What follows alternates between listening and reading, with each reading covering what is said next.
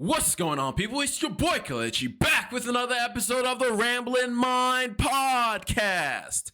How are each and every single one of y'all doing today? I hope y'all are staying safe. I hope y'all are taking care of yourselves. I hope y'all are doing all the things you know you ought to do during these times, my friends.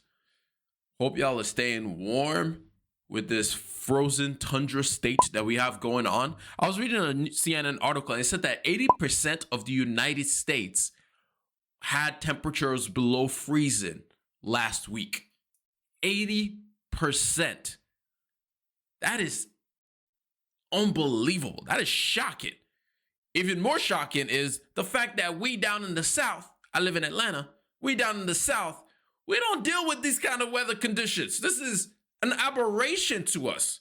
I mean, we had temperatures as low as 18 degrees. At one point, it felt like -4 degrees with the wind chill when you stepped outside. It was insane. It was insane. Like, those kind of temperatures should not be happening.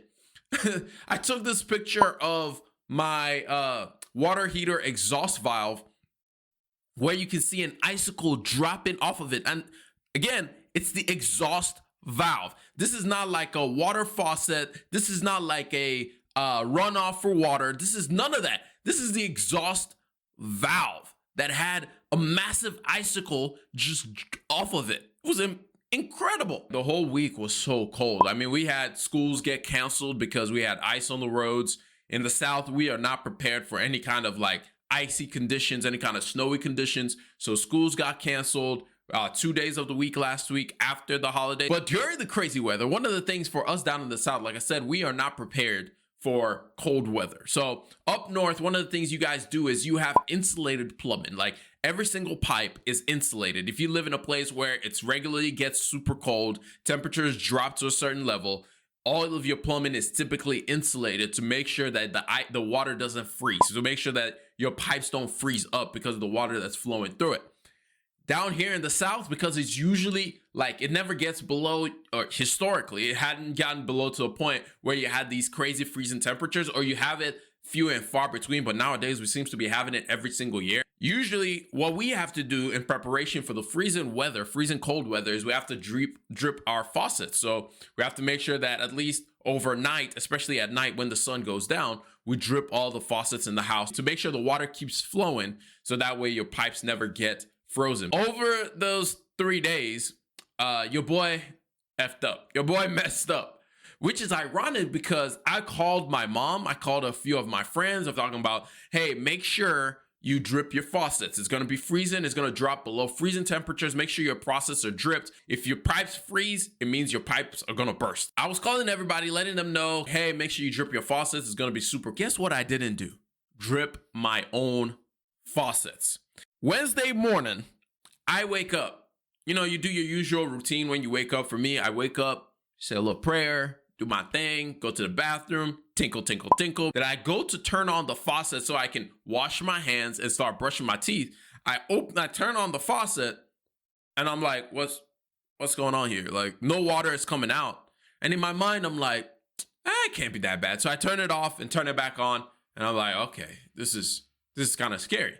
And then right about the same time, my roommate knocks on my door and tells me like, hey, hot water isn't flowing in my tap, but cold water is flowing. And then I'm like, okay, let me open that. And I saw like, okay, cold water is flowing, which thank God for that. But the hot water side nothing was coming out. And so I start to freak out. I start to freak out internally. I'm like, oh my gosh, what am I going to do? What am I going to do? Like, if my pipes are frozen, it could burst. If it bursts, then I have to redo my foundation. If I have to redo my foundation, I have to redo the plumbing, I have to do this. And my mind is just starting to race. Like, my mind is just racing as like, oh my gosh, this is about to cost me so much money. How could I make this dumb mistake? What is wrong with you? Like, I'm just going in on myself. So immediately, the first thing we do is go around the entire house and open up all the hot water faucets, because I'm like, maybe as the day is progressing, the heat will come in and it will thaw out the pipes. And if it thaws out the pipes, then we're good to go. We won't have to worry about anything. It will just start flowing. So I do that in the morning. So I have a crawl space, and I'm like, I guess I should go in the crawl space and just make sure that there is no leaks in anywhere under the house, and make sure like everything is kind of good. So the whole time I'm walking down there, I'm just saying all kinds of prayers. I'm just praying like, Lord, please just have favor on me. Give me some grace. I pray that these pipes are not busted. I'm literally saying every single prayer. I'm praying so hard because I'm just like, I don't want to deal with this. I really do not need this pipe to burst. I really do not need this today. So I go into my crawl space and I'm crawling around in there, moving around in there, just like checking everything out. And it's like, okay, so far so good, so far so good. And I'm starting to calm down, starting to get a little bit excited about the whole thing, excited that there's going to be no leaks. And I'm like, yay, yay. And then as I'm progressing, I get to a point in my crawl space and I see this puddle of water. And I freak out. I lose it. I'm like, what the is this? Oh my God. And I'm freaking out. But then when I start looking closer, there's like no pipes running in the area where that was. I don't really know what that puddle was, but I think it's like overflow from like the rain. Sometimes when it rains in my house, I have a gap that lets water flow through my crawl space out so that the water doesn't sit underneath my house and cause issues. But then I give it till the afternoon and the water is still not flowing. So I start to get a little bit antsy. So I watch a couple of videos on YouTube, and one of the videos said to take a heater and put it in front of either your sink or in the bathroom pipe. Let that heater run for a little bit and it will eventually like thaw out the whole thing. Around like 30 minutes or so later, I just hear this gush of water just all over the house. You just hear this whoosh, like all over and I was just like, thank you, Lord, that I got water. And while the water was flowing, I went back in my crawl space just to recheck to make sure there was no leaks. And thankfully, there were no leaks. And I was just like, Lord, thank you so much. Thank you for bailing me out of this situation that I put myself in. The reason why I share this entire story is currently there's a lot of people that are excited and hoping that they'll be able to buy a house this year. There are a lot of people that are looking forward to maybe buying a house, looking at, oh, maybe the feds will cut rates, which I don't think we're going to see any rates close to 3% again. But they're hoping that the rates will be reduced to a point where they can be able to buy a house or afford a house.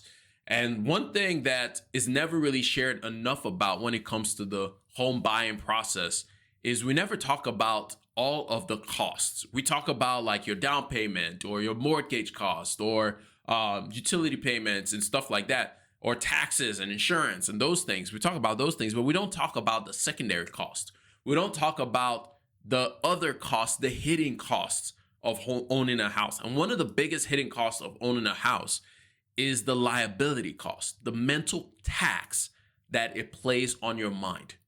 There's always something that you have to take care of with a house. There's always something that you have to watch out for. You walk around your house a lot of the times listening to make sure that nothing sounds different from it than it did yesterday. You walk around your house making sure that nothing is broken since the last time that you were home. You're walking around your house all the times to a degree on pins and needles to ensure that your house doesn't have a massive breakdown and there isn't some kind of massive fix that you have to do. This is something that we don't talk nearly enough about. It's the secondary cost of home ownership. By no means does this mean you shouldn't buy a house. I mean, obviously, I just talked about my house, but it is something that you have to factor in. Think about when you just rent. All you have to do when you're renting is pick up the phone or go on your laptop and submit a little thing like, hey, something is wrong with this thing. But when you own a home, all of those responsibilities are on you. All of those responsibilities are for you to bear and carry, which means you have to have the financial resources to be able to carry out those responsibilities. This is something that is not nearly talked enough about. Every time we talk about housing, we always speak of it from a perspective of, oh my gosh, it's going to be the greatest thing ever. You get to decorate your house. You get to make it look how you want it to look. And we never talk about the other side, which is there is a cost. You have to take care of the bones of the house.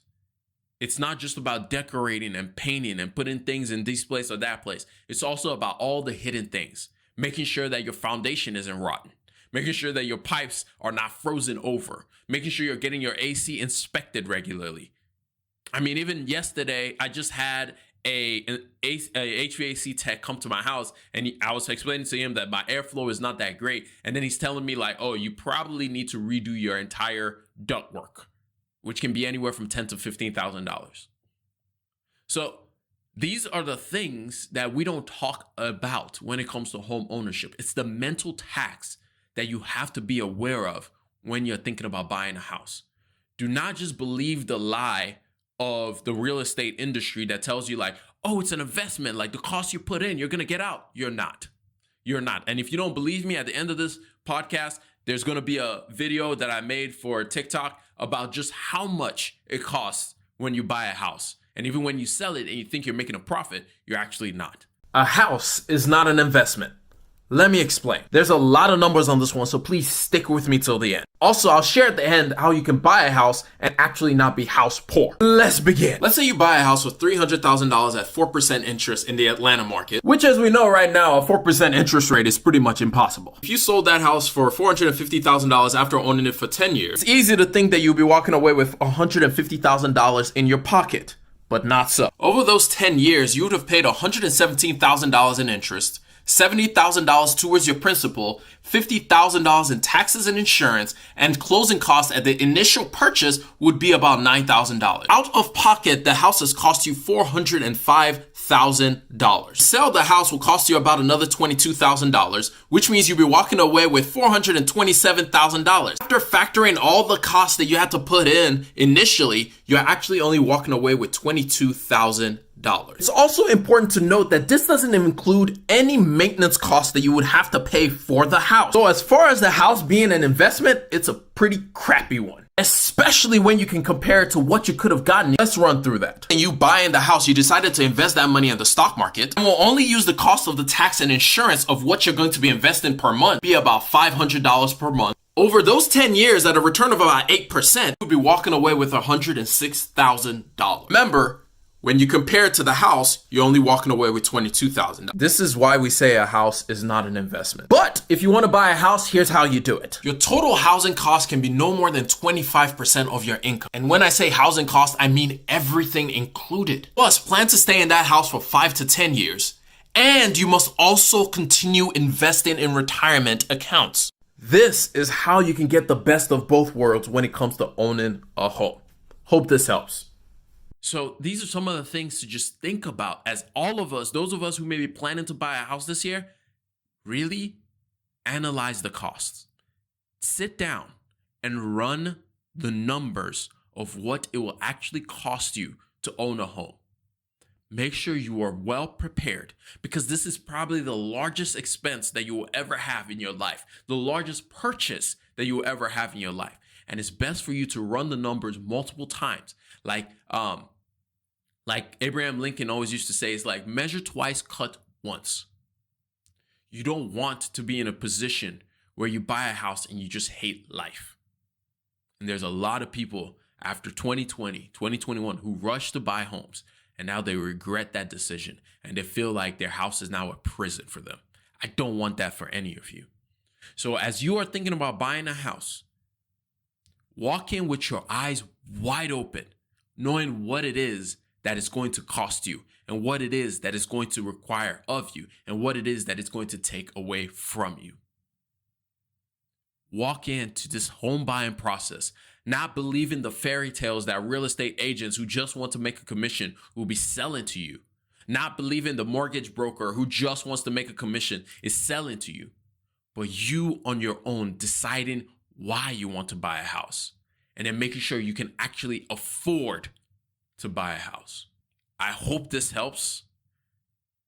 I hope the story was something to captivate you to think about what are some of the things that might pop off when I own a house.